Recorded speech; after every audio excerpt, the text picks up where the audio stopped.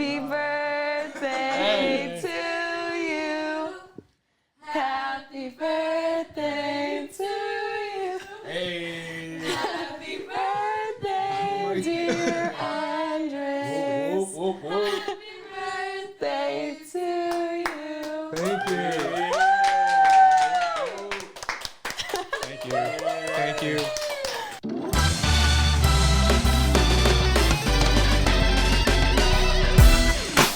What's up, guys? I'm Andres. This is RB3. I'm Sabrina. And this is the Meaning of Podcast, the podcast where we talk about your favorite directors and the deep meaning in their films. And as you can tell, things are very different right now due to something called COVID-19. What is that? The coronavirus? I never heard of The it. coronavirus. Yeah, guys. So everything is shut down. Our Collider studio is shut down, but the show must go on. We're gonna keep Yes. doing this podcast. We are currently in Sabrina's spot. Yep. Shout out to Sabrina In my and living her room. roommates, Eliza, Mackenzie.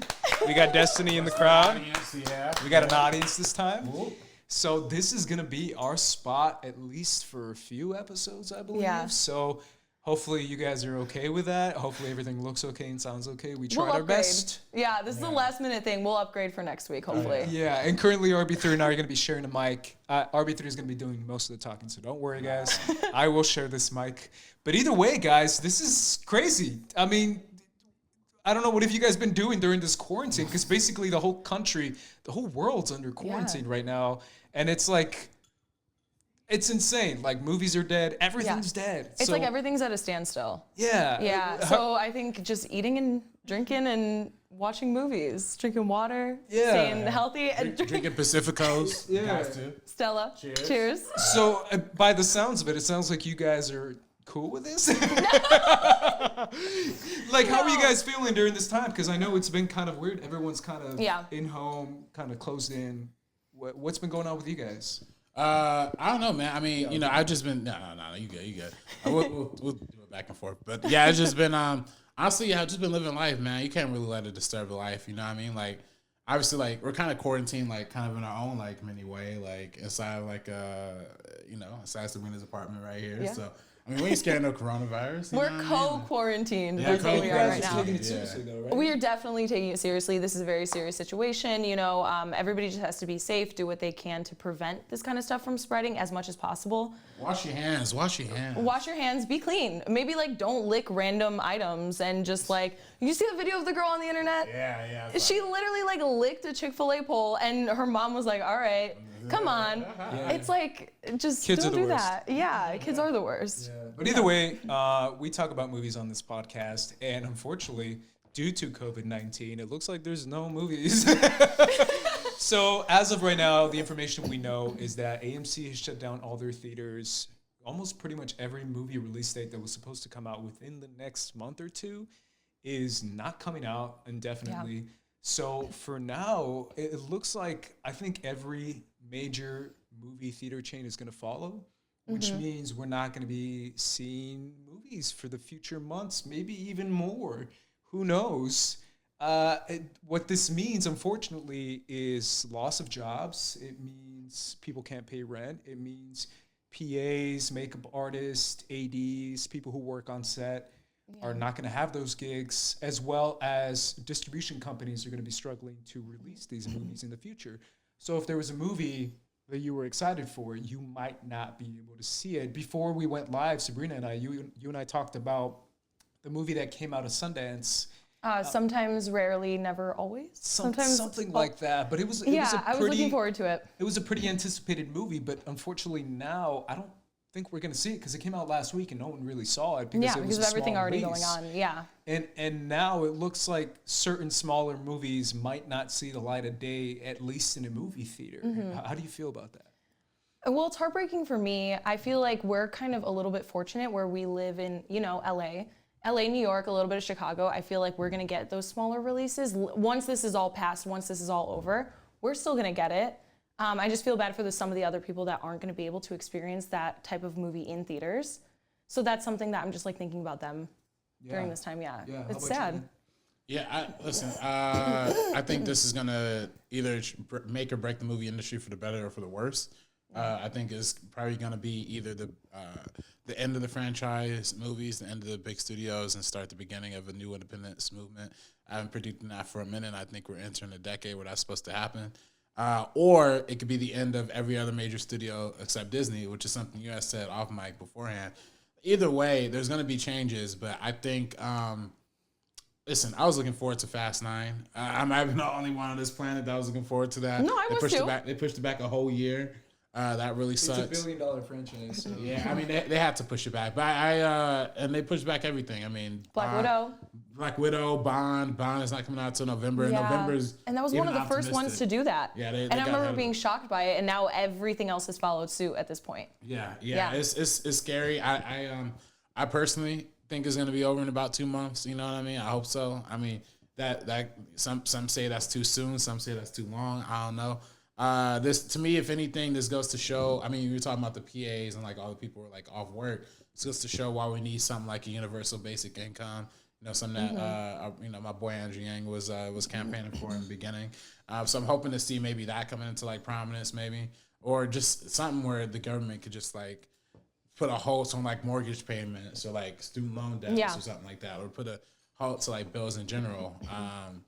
But they gotta figure something out, man. But I hope for the foreseeable future, we're just able to enjoy movies at home.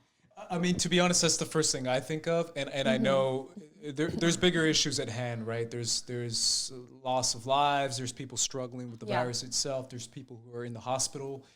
There's hospital workers who are really, really under pressure right now. But unfortunately, my mind goes obviously to movies and entertainment because that's kind of our field in our area. But also, what I go to is loss of jobs. Like you said, man, like I immediately go to the PAs and the workers because everyone thinks about like, the actors will be fine, the studios will be fine, they're billionaires. And I'm like, what about the people who clean up the trash and pick up stuff? And like I said, like production people, production designers, makeup artists, like people who make this is what they do for a living. This is what they do to pay rent. Now they're probably not going to have a job for at least a couple months. Even if you think it's 2 months, it's still 2 months of not having a job. But I think it might be a little longer, which is unfortunate.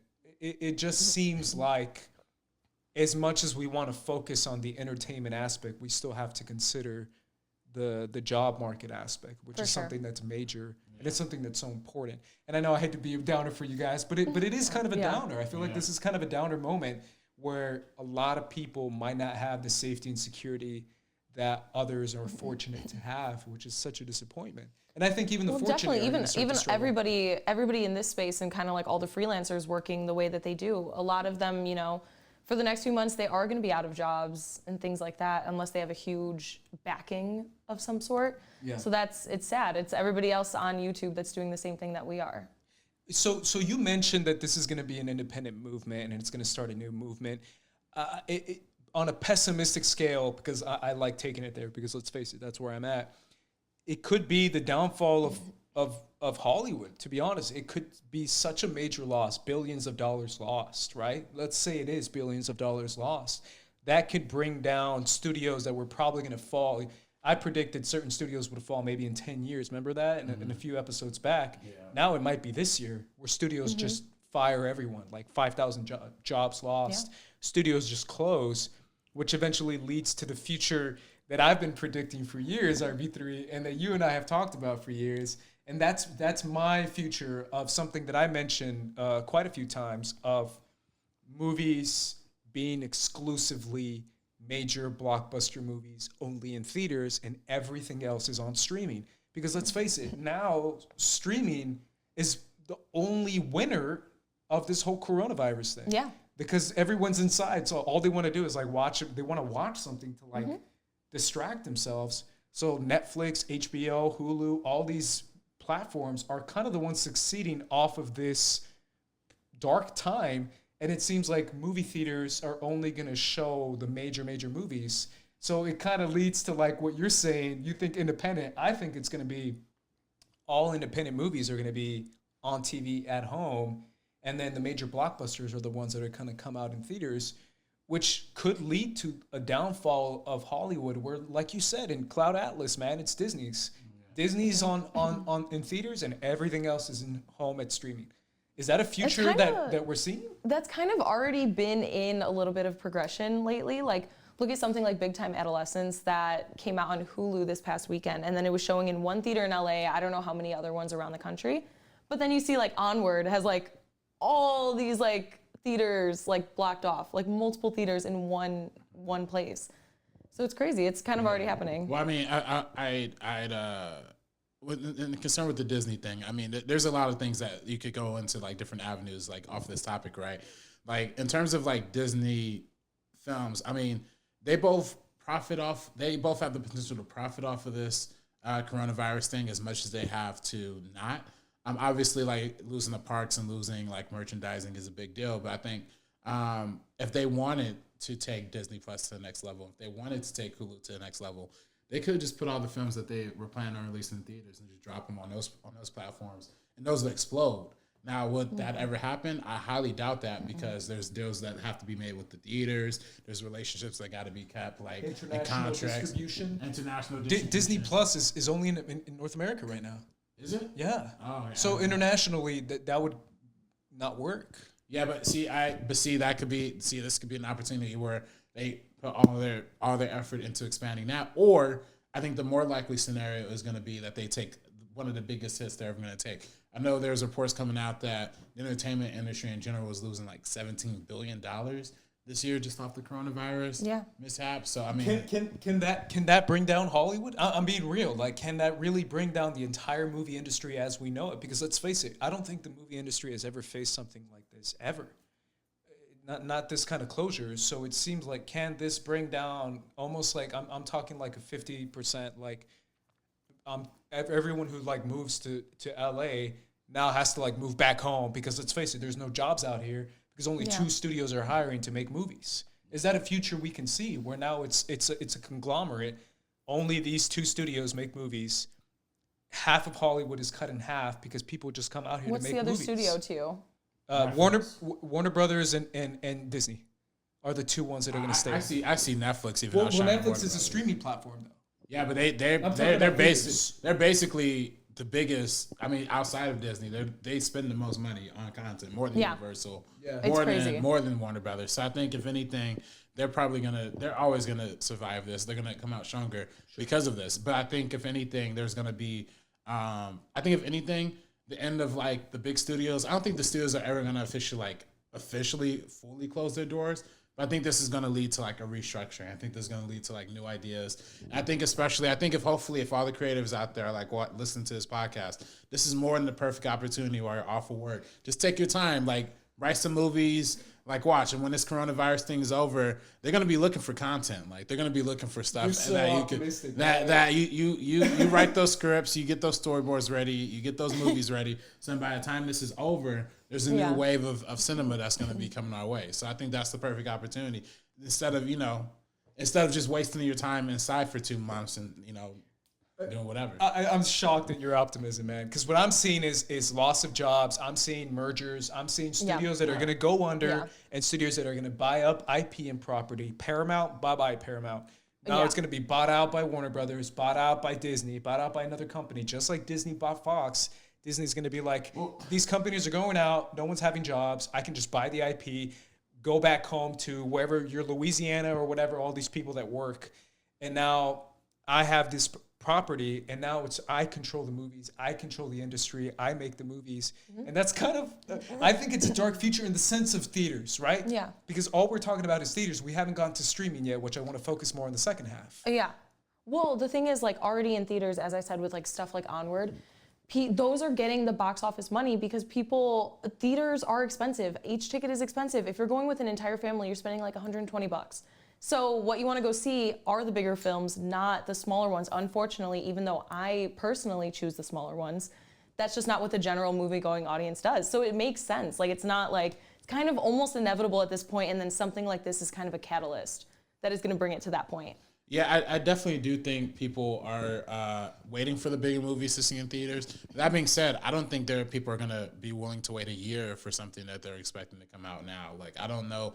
Once the franchises come back, I don't know if the excitement is going to live up to how they're planning on releasing them right now. Yes. I think people are going to become way more accustomed to staying at home and staying on streaming. I think that's going to redefine the way people think of Hollywood in general too. I mean, you know, I do think there is there definitely, I think no matter what reality there is definitely for sure going to be job losses. There for sure is going to be a lot of people who are going to be able to who have to cut the cord. The question is, how do we proceed forward as an industry? And I think all throughout history, at least what we saw in the 1950s, you know, or 1920s when it went from silent films to sound films, when it 1950s when it went from like the studio movies to the independent stuff in the 70s and 60s, or even in the 80s when it was like the big properties versus the 90s when it became more of the Sundance movement. I mean, I think we're prime time like for that kind of stuff to happen. Now, is that going to happen on the big screen and streaming? I don't know, but I think at the end of the day, people who are excited about streaming and like streaming are always going to be excited for that. Well, that's the thing. You're right in that sense. And I haven't gotten to that point. I'm very pessimistic so far. But on the optimistic side, you're right. We're seeing a huge jump in quality, but the quality's on streaming, right? Yeah. We had a conversation earlier with Destiny. Shout out to Destiny. She's right there. And Sabrina, where I love watching TV shows, and I almost feel like TV shows are almost improving every year. And it's getting so good to the point that it's like now it's like, I mean, with shows like Succession, Outsider, Barry, Watchmen, there's so much quality TV now that it's like, why go to the theater when I have all this quality at home? I think what's going to happen is that the quality movies, the Parasites, the ones that win Oscars, the ones that we talk about the most are going to be exclusive to streaming. And everything else in huge is going to be, you know, the blockbusters, the Black Widows, the James Bond. And that sounds cool maybe to you, RB3, but to me, as someone who loves watching indie movies and movies like A Ghost Story in a movie theater, or movies like Get Out in a movie theater, movies that are much smaller budget movies, part of the experience is having a theater experience. And we might not have that in the future. Well, look at what happened even just recently with Invisible Man. That was made on what, like a $6 to $8 million budget, and so far I think it's made $122 million. Like, to not give a film like that the chance to grow the way that is. Same thing with Knives Out. Knives Out killed it. It made what? Was it number 11 from last year? Yeah, it made like over $200 million worldwide. Yeah. That's crazy. But see, this is where I say on the flip side of what you're saying, bro. Like, I think when the big blockbuster movies come out next year that were supposed to come out this year, they're gonna plateau the same way that indie movies are plateauing. And I think if anything, that's gonna cause major studios to restructure and rethink about their approaches and the way they're doing things. So I think I think film goers are gonna become way more acclimated to the quality that's gonna be on streaming. Then once they realize the bullshit that's gonna be shown in theaters, they're gonna look at the bullshit, frankly, and be like, "We're tired of this. We don't want to see this," and that's gonna lead to the end of that experience. Now it's up to the studios to determine where their future wants to move. If they want to keep jeopardizing and taking a risk on the blockbusters, that's up to them. Or if they want to invest in quality entertainment, that's honestly the way they should go. And if history repeats itself, that's the way to go in order to survive. But you won't see that in the theater. You don't think that's disappointing? No, I think if anything, if the big blockbusters movies go, there's no way theaters is too powerful of an industry to go, especially internationally. Like, it's too powerful. Is it because they're gonna lose so much money by closing all the doors to the theaters that they might not have a choice but to shut down quite a bit and to kind of restructure. The thing I'm scared about is the like independent, like small theater chains. Like, we have a bunch in LA, or not theater chains, like small independent theaters in LA, but they're kind of all like run kind of by the same people. Most notably, my favorite in LA is the Vista Theater. Which is owned by Netflix, right? Or Netflix has an investment in it? Oh, possibly. I know they had Marriage Story. Theaters. I don't they know had they had Marriage Story and the Two Popes play there, so that makes sense. That checks out if that's But I think if anything, to my point is, like, I think the theaters are still going to stick around and we're still going to get movies in theaters. I think the audience is going to decide that they're going to be tired of the blockbusters. And then if the studios want to keep jeopardizing and investing in that and releasing those in theaters, then yes, the theatrical experience is going to die. But if they start thinking forward and start looking at why streaming is so successful and why the theatrical experience isn't so successful, They're going to start investing more in quality, more in creative freedom, more in independent young filmmakers that are out there. Because if anything, I mean, previous to this coronavirus thing, we're literally living in the content boom. Like, there's never in any point in history ever been more production, more content, more things released, more any of that. There's never been any of that up until this point. Now that's kind of coming to a screeching halt. But if that's going to continue, it's an opportunity for the studios, people like Warner Bros., people like Universal, people like Paramount to take the extra step. And meanwhile, we're talking about acquisitions and everything. I think the tech companies is just going to start buying the whole shit up. I mean, we see Apple trying to make offers to Sony to buy Columbia Pictures, right? Like, Apple can afford that. Amazon was putting out offers for like Paramount, I read, something like that. They can afford that. They can afford to buy. The tech companies can afford to buy all that stuff and start looking more at different formulas. So that's going to be a change in the industry too. I mean, I don't even know if that's a good thing, though. I mean, if anything, those are the only companies that are thriving and surviving more than ever. It's the giant San Francisco, Silicon Valley tech companies that make, the Googles and all that right. are going to have so much money that you're right, they might just come in and just buy up some studios and IP. Right. If anything, what we're seeing now is a movement towards streaming and quality in streaming, which is good because I do feel like there's a lot of good stuff there. Right. But I still love the theater experience so much. Unfortunately, now it seems like when trends happen and situations happen inside an industry, usually that leads to the same. I think there was a New York Times article that came out earlier this week saying that people are getting so used to being in this situation for streaming for so long already that adding the COVID-19 aspect to it only amplifies the effect of, like, you know what? I'm not going to watch that movie in theater. I'm just going to stay inside and watch what's on Netflix. Like, it's going to be so amplified to the point that now everyone on the planet is doing that. So now when the movies do come back, you're right. They might be like, I'm going to watch Spencer Confidential in Netflix and Good movie. And just watch that instead. And that'll be the same thing, which in a way is like, that kind of sucks because that's all there is. What's your guys' opinion about them putting Invisible Man, Emma, and The Hunt, and one more on VOD? Starting this weekend? Yeah, I want to talk about that after the break. Oh, okay. But that's something that we're seeing now, right? Where now studios... Which obviously coronavirus is the catalyst for that, but... Movies that were coming out this year, they're saying these might never see the light of day. We might as well just put it on VOD. Yeah. Put a price on it, have people pay for it, and at least we'll make some money versus never showing it at all, because by the time next year comes, there's so many movies slated that we just don't have room and we'll lose so much money. So now movies that come out this year might come out to streaming. But again, we'll get to that after the break. Either way, guys, after the break, we're going to be talking about streaming, what we're watching right now and what we're enjoying and what we can recommend to you guys. So make sure you guys stick around. This ain't funny, so don't you dare laugh. With the 4/5 divide you in half. You getting at me equals a club half. You do the math, take you out the equation. Check out Sabrina's review of The Invisible Man, available exclusively on First Cut. Enjoy. Lee Whannell digs deep under our skin with his beautiful writing and directing, completely immersing us into the world of our main character, again, played by Elizabeth Moss. She completely shines in this role. I think she gave one of the most haunting performances since Toni Collette in Hereditary. We feel her exhaustion, her claustrophobia, her fear. It's just completely palpable. It's one of those performances that is extremely, extremely special. I was really blown away as to how Whannell kind of created this atmosphere of tension, especially with our villain being invisible. It's interesting the way he uses the spaces in the frames and like the voids in the shots to scare us. We feel that claustrophobia. We feel like he's anywhere and everywhere, nowhere, kind of all at once. Come along, children. Now we're going to have a little music.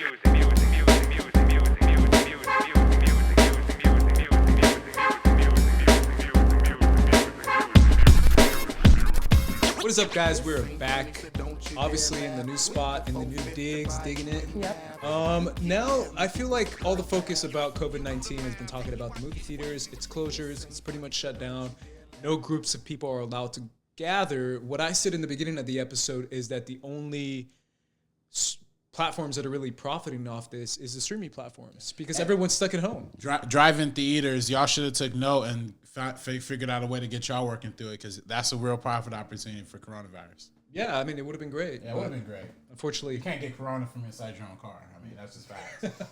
Right? Yeah. I mean, maybe you can. But either way, Depends who you're taking on a streaming. date. Yeah, it depends. Yeah. We've been quarantined now for a couple of weeks, maybe 2 weeks. We've been in this spot.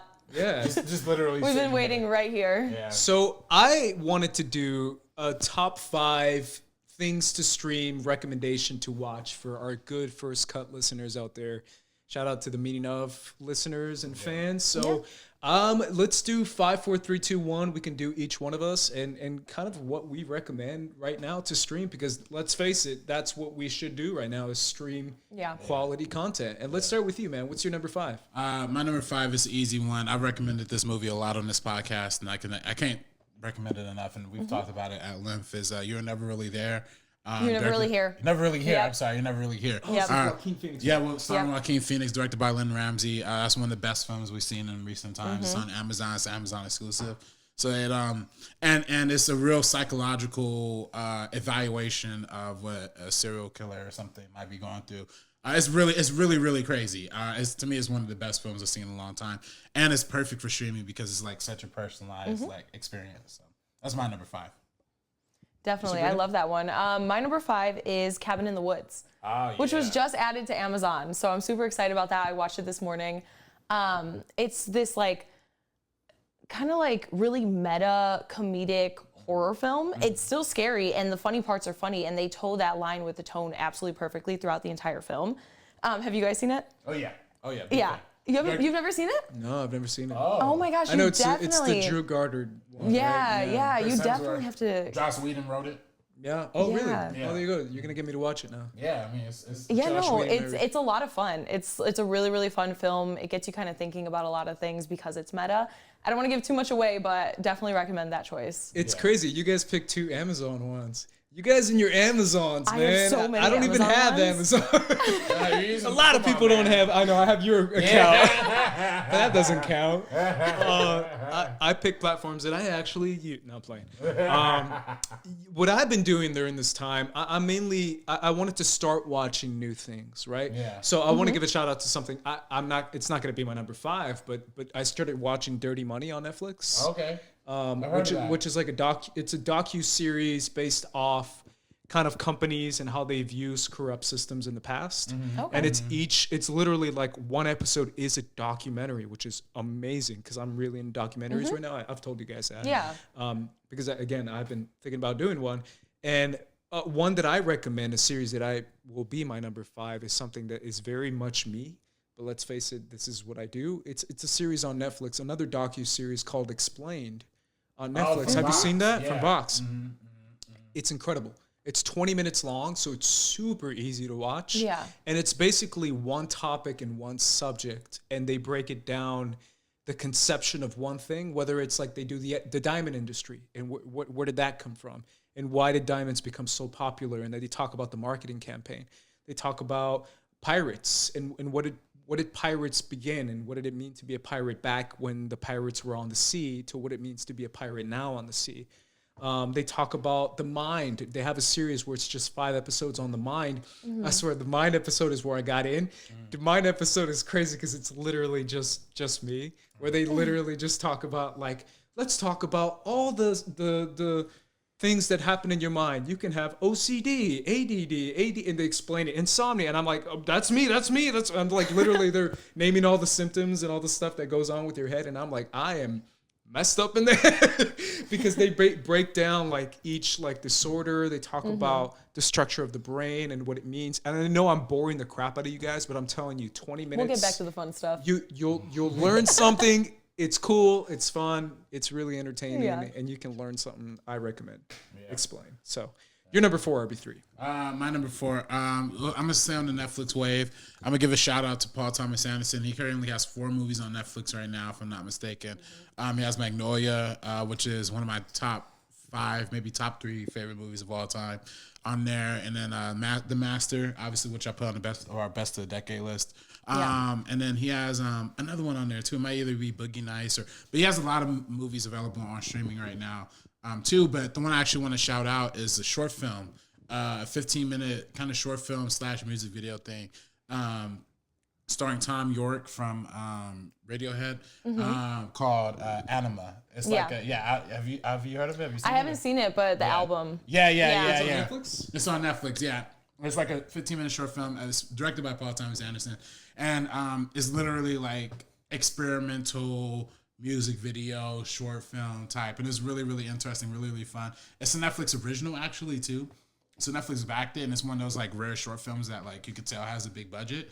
And it's really, really cool, and it's really, really exciting. So I'd recommend, if you haven't checked it out, it's only like exactly 15 minutes, if I'm not mistaken. Yeah. So you should definitely like just take a gander easy at watch. it. Yeah, super easy watch. And to me, it's like I just want to celebrate anything new from PTA. And it's not exactly new, but it's his newest thing since the Phantom Thread. So I recommend that.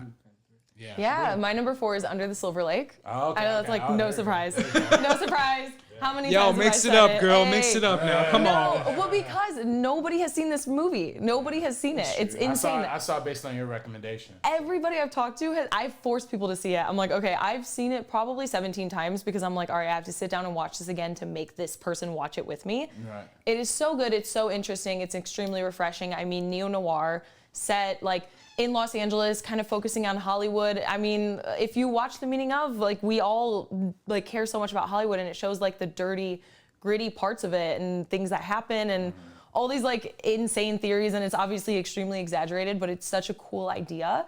I mean, David Robert Mitchell, he did It Follows. I know you love It Follows. And you haven't seen this. I haven't seen And this. it's an A24 film, and nobody's seen it. I love A24. Exactly. It's completely buried. So that's why I want to shine another light on Under the Silver Lake. It got buried on purpose, though, right? Got buried on purpose. Yeah. It didn't do well at Cannes. It didn't have a great reception, so they ended up moving it like to the next year. No marketing behind it, no nothing. It showed in like one theater in LA in Los Feliz. So yeah, now it's on Amazon Prime. So we all have access to it. There you go. To Amazon again. Dang. Amazon again. I have like I made an initial list and it's like 20 stuff, and I think I had like 8 Amazon picks. Yeah. Man, no, I'm playing. I want to go to one that I've been using and one that I'm really hype on. And I told you, Sabrina, earlier, Hulu. Hulu is a platform that I'm like really digging right now because I feel like that's where the quality stuff is going to be on from now on, in my opinion. And it starts with a kind of a brand new show. And I know it's hard to recommend a brand new show, but at least you can start watching it. And it's called Devs. It's by Alex Garland, the director of Ex Machina and Annihilation. And already, those 2 movies are known for being incredibly heady, incredibly weird, especially Annihilation. Yeah. It's very trippy. So he kind of takes all those elements of like sci-fi, grounded sci-fi, I guess, if that's a term, where it's very much like the not too distant future, but really it's kind of like right now. And the type of technology that you see, but it's about a company in San Francisco, which is where all the major companies are, basically like a Google type company, and they're using this computer for mysterious, nefarious things, and you don't know what it is, so it's already a mystery.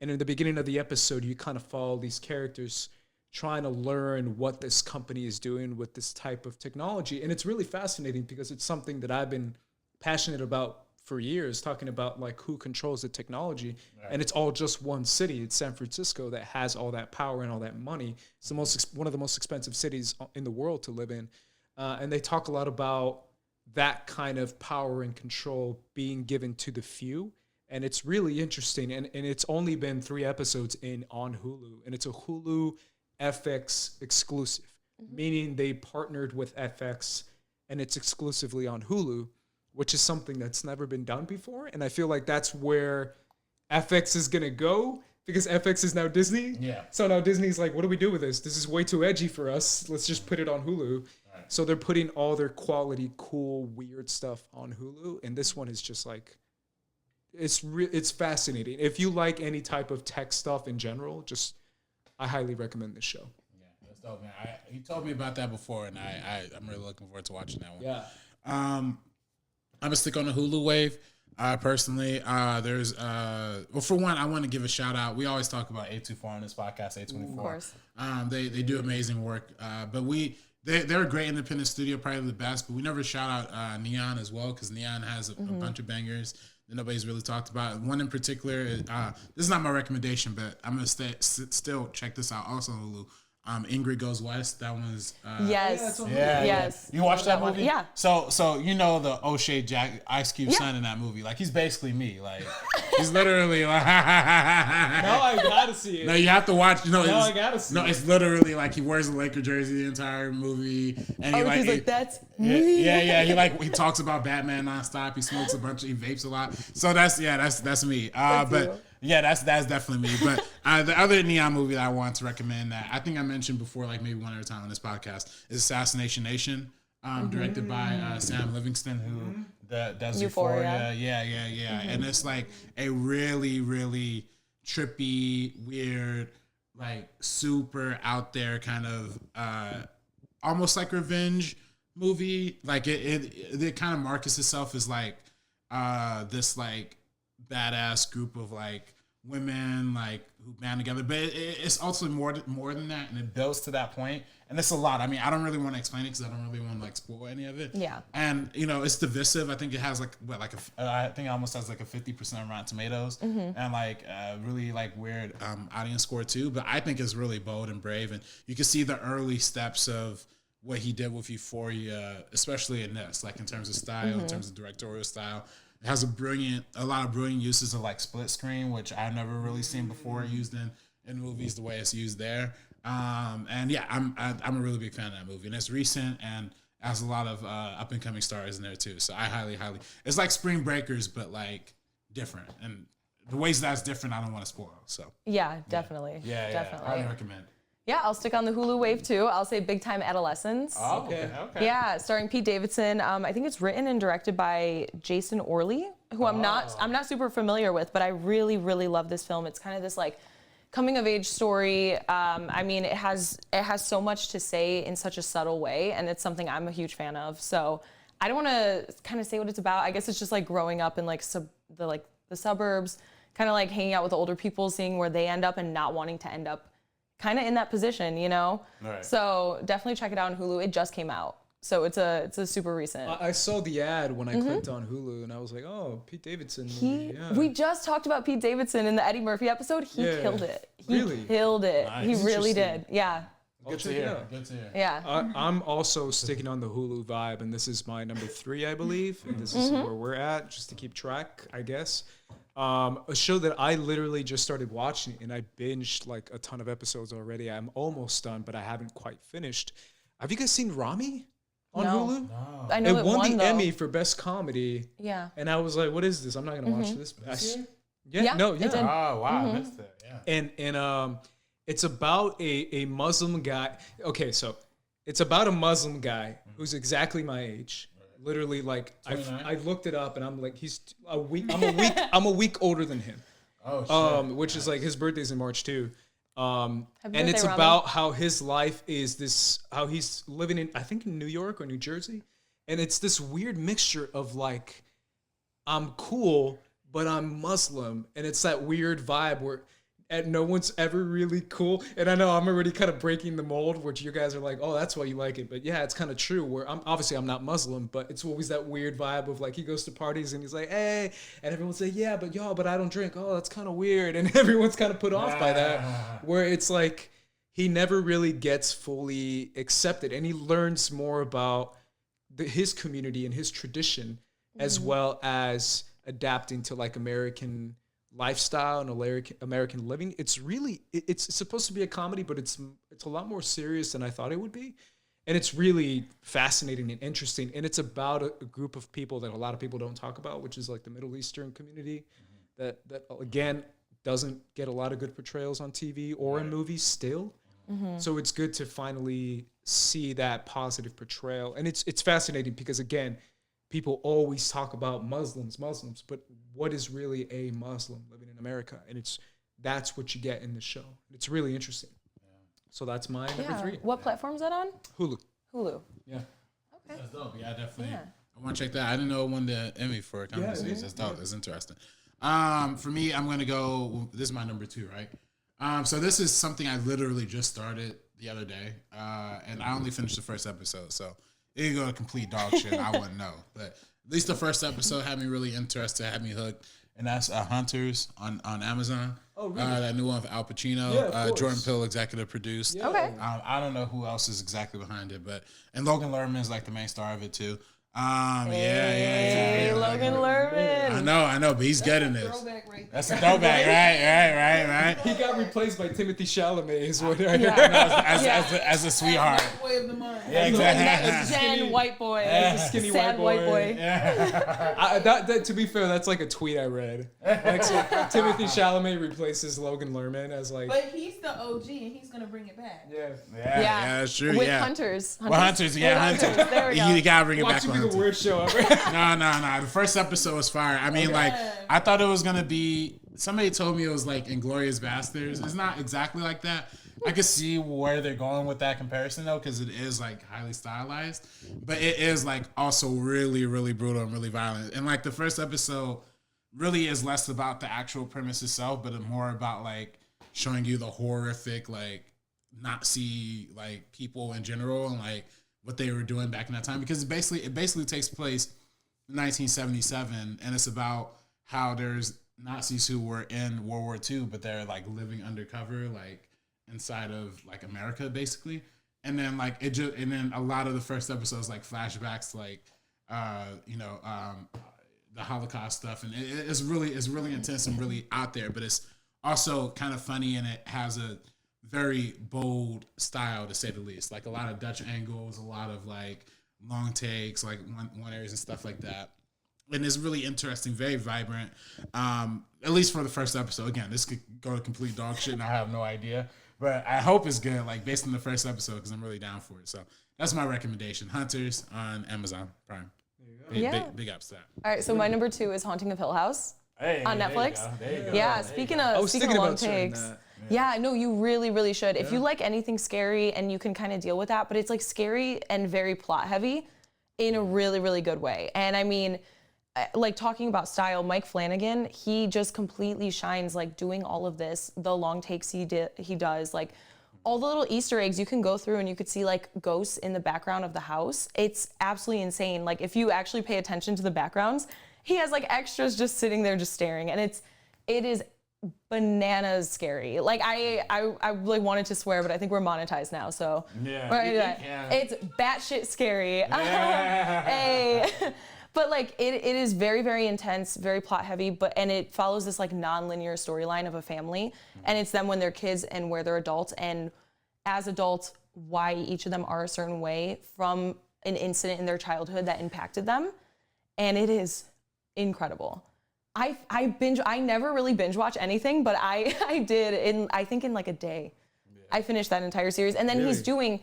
He's doing a season 2, but a different story. So I'm really, really looking forward to that. So I would say before the second season comes out, definitely watch Haunting of Hill House season 1, even though it came out like 2 years ago at this point.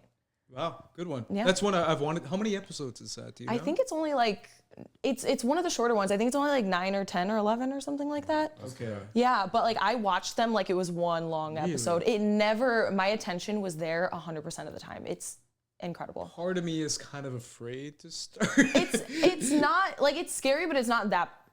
You'll be fine. You'll be okay. Yeah. Okay. You're a big boy. I'll check it out. So we got 2 more guys, and this is one. I think we have one more. Oh yeah, I have to. Maybe I have 2 more. I don't know. 2 more. Yeah. I'll add another. I'll add another. This is my number 2. It's one that I always talk about, just like you with Under the Silver Lake. I put this in my top 10 movies of the year, of the decade. I mean, and it's one that's on Netflix. And I just found this out. I was like, oh, it's on Netflix. I mean, y'all have no excuse now to go watch this weird ass movie, and it's a ghost story. Yes. It's currently on Netflix. Also on Amazon Prime. Yeah, I was gonna say it's on Amazon Prime. Oh, there you go. Amazon Prime. Something I'm not really on. It's on Netflix too. It's on Netflix. It's on Netflix now. So if you have Netflix, go check it out. Again, it's a weird movie. It's a weird premise. It's A24, but it's one of my favorite movies of all time, to be honest. It is so good. I put it as one of my favorites of the decade. It is one of those movies that I almost feel like it's a perfect time to watch it because it's really existential. And it talks about humanity and life and death and like where we're going in life and what is the purpose of it and what does legacy mean. And it's absolutely, it says all those things without saying anything, if that makes sense. It's very, very subtle in that way. It's so subtle, but so profound at the same time. And it hardly has any dialogue in it because I mean there's a major. It's called a ghost story, so it's not a spoiler to say there's a death in the movie, and then after that death, there's not a conversation for like a good hour. Yeah. So for an hour, you're just following this guy in a bedsheet, and at the same time, you're starting to get, oh, this is what that means. This is what this means. It's very poetic, and I love poetry, so that's part of the reason why I really enjoyed this movie. But again, it's a high recommend for me. So go watch a really emo existential movie on Netflix. Yeah. There you go. All right, guys, your last one. My last one. Okay, so this one I went back and forth about. I thought about doing all of Bong Joon-ho's filmography because if I'm not mistaken, I'm pretty sure all of his filmography is available on streaming somehow or another. Obviously, Okja, Snowpiercer on Netflix, Parasite's coming to Hulu. Mother's on Amazon Prime. So a lot of his filmography is, and The Host is on Amazon Prime. A lot of his filmography is available for streaming. I thought about that, but I'm not going to do that. I am going to shout out another one of my favorite directors, though, Alfonso Cuarón, for his movie, not Roma, because Roma is brilliant. That's a Netflix original, but Y Tu Mama Tambien is currently available on Netflix. It's been on there for a while. It's one of my absolute favorite movies of all time. Honestly, that Children of Men and Gravity are all really, really high up there. I'm a huge Alfonso Cuarón guy, and I can't recommend Y Tu Mama Tambien any more than, because all his other movies are kind of whimsical / like sci-fi kind of thing. This is like his most human movie outside of Roma, but like, you know, this is kind of his most like human kind of centric movie, but it's so fun. It's like so vibrant. It's like sexy. Like there's obviously like, it's about two dudes going on a road trip with an older woman, and it's a fun time. Like it's literally so much fun, but it's, you know, and it's subtitled, so it's way more intelligent than American movies, frankly. But yeah, I don't know. That to me is one of my favorite movies. So Y Tu Mama Tambien, highly recommend. It's on Netflix right now. So that's my number one. Well, I'm good. Oh, you don't need it. I'm good. I don't need a mic. My number one is Eternal Sunshine of the Spotless Mind. Hey. Of course. Is that even on streaming? It's on Hulu. I know, I'm playing with you. I was like, it's on Hulu.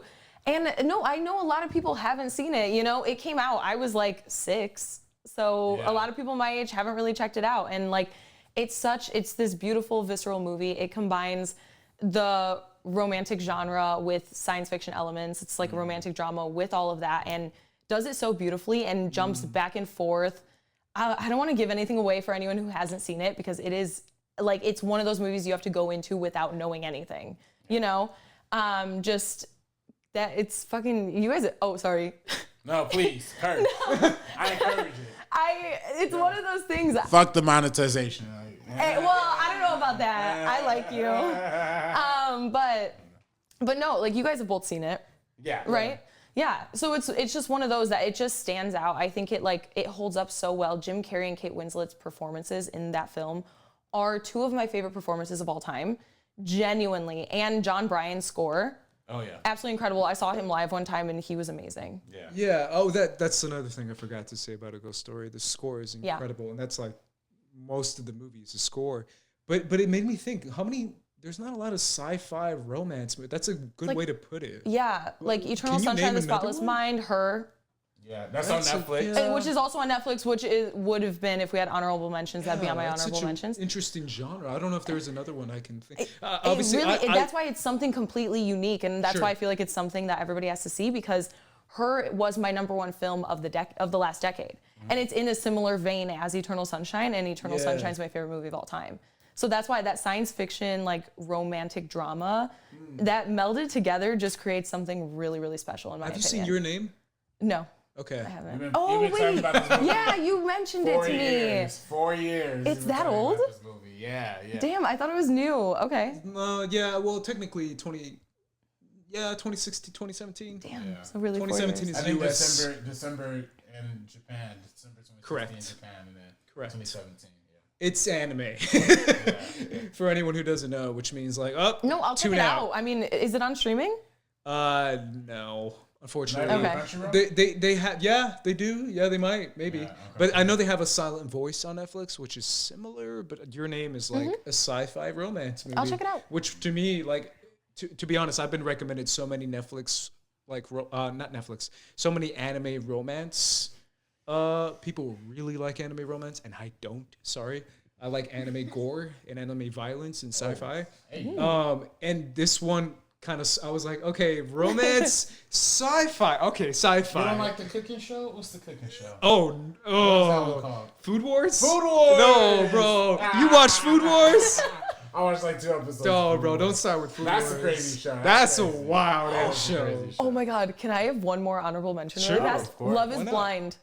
Oh, you've been telling me, yeah. You go from Love Eternal is Blind. Sunshine of the Spotless Mind to Love is Blind. Guys, I'm not Way to kidding bring you. it down. It is. Addicted to that show in minutes. It is really. No, it is. I binged the whole completely show bonkers. in like a day. Oh, you did? Yeah, look at him. I'm over here like Right. a ghost story, sir. That's the shows I watch. I have like a British accent now, and I go from like, yo, Love is Blind. I binged that shit in like a week. Nah, in a day, Seriously. actually. It is so entertaining. I have terrible. never been more.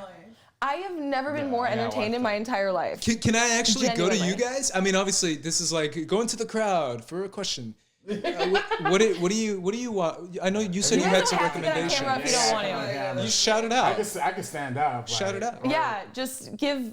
Here. You can just shout it out. What do you? I'm out.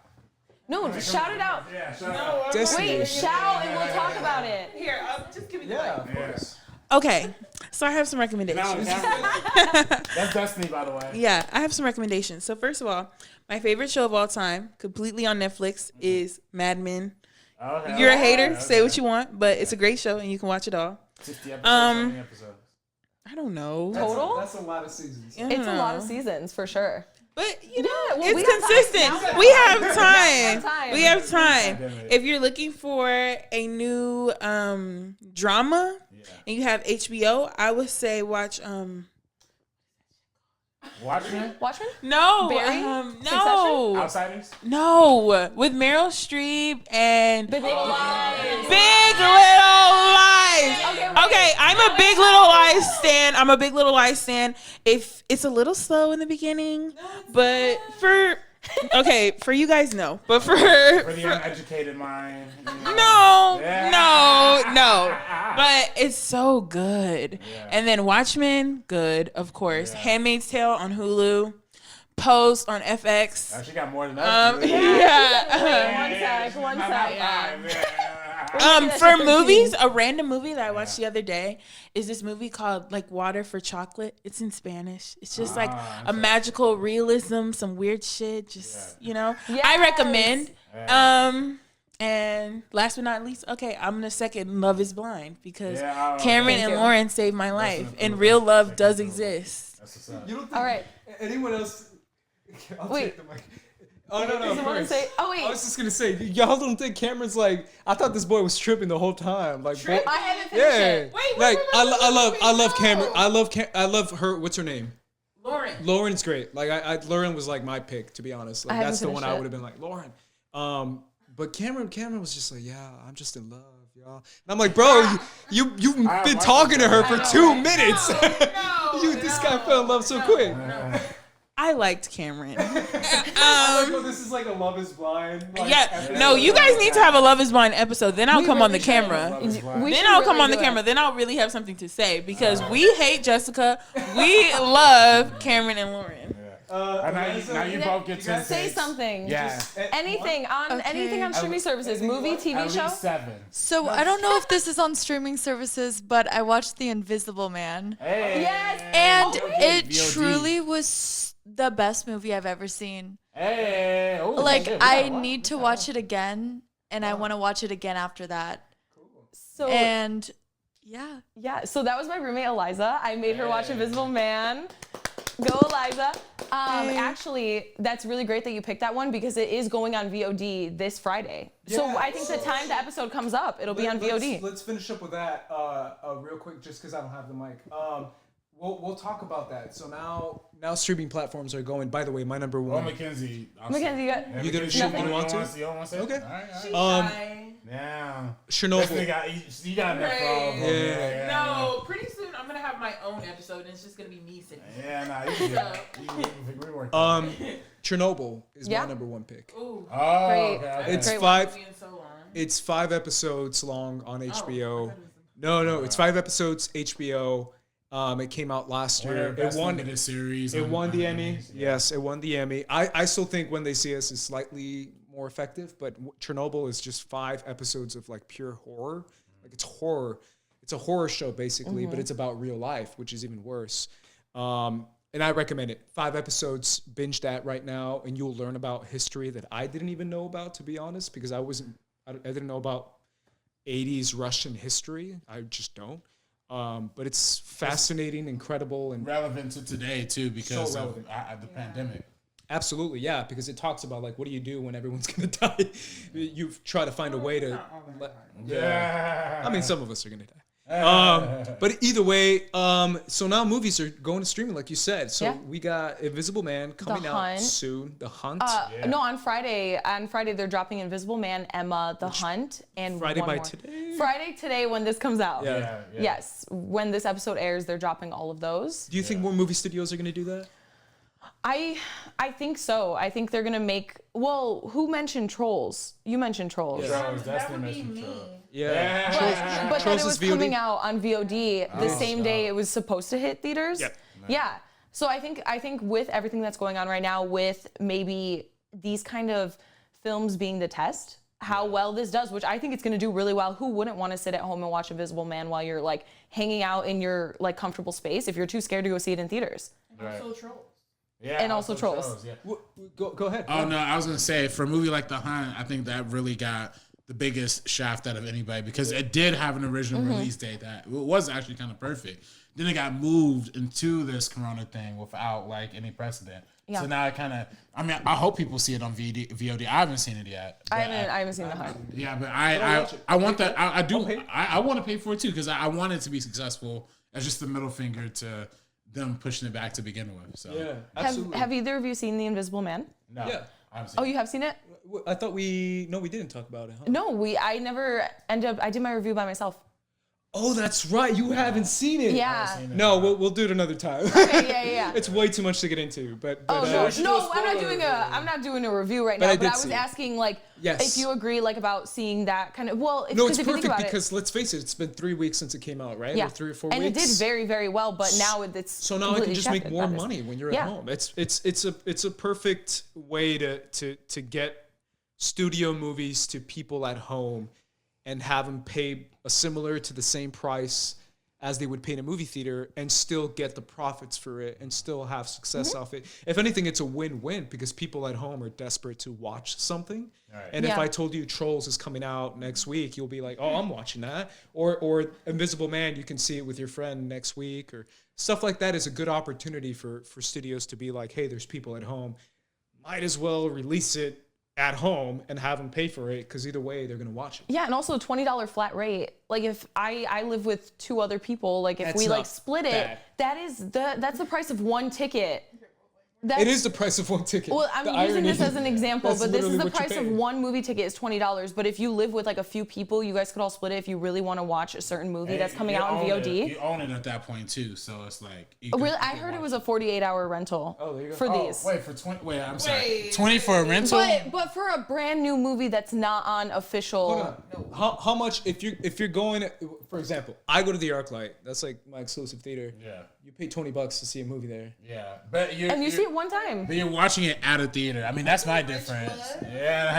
Yeah. We always go to ArcLight, but now I go to ArcLight because I'm I a started weird going to ArcLight film because of them. purist. I was like, that shit's too expensive. Then they started going, and I was like, all right, guys, I'll go to ArcLight. I'm just the weird guy who goes to ArcLight. You have to deal with it. You've turned me down so many times. You're like, bro, I ain't going to ArcLight. I still love ArcLight, but No, I love ArcLight. yeah, I pay for the But AMC. AMC thing, is AMC. That's cheap compared to. yeah, well, that's done too. So, but I mean, my But, only thing is yeah. like, if I'm watching at home, I would at least expect like a rental to be like about maybe $10 max for a rental. For a Right. brand If I'm new paying- For a movie? movie that just came out, though, Yeah. I wouldn't want to pay more than like.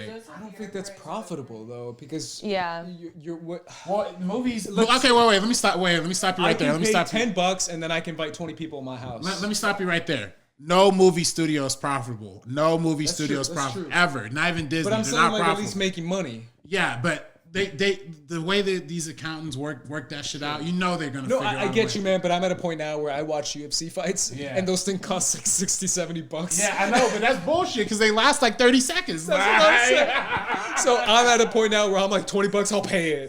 Take my money because I need to see this movie right that's now. Some bullshit. That's some bullshit. But either way, guys, hopefully you enjoyed that episode. It's a different episode. It's a weird one. Yeah. COVID-19 taking over. Yeah, look at us quarantined. I like it. But All we together. still here, guys. Alrighty, guys. Make sure you guys subscribe to First Cut TMO and follow us on Instagram and Twitter at First Cut TMO.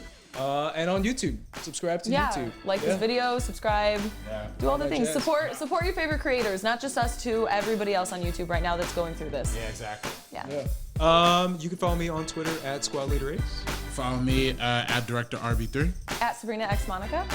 Alrighty, guys, for the Minute of Podcast, I am on this, RB3. I'm Sabrina. and we're peacing out. Peace out, guys.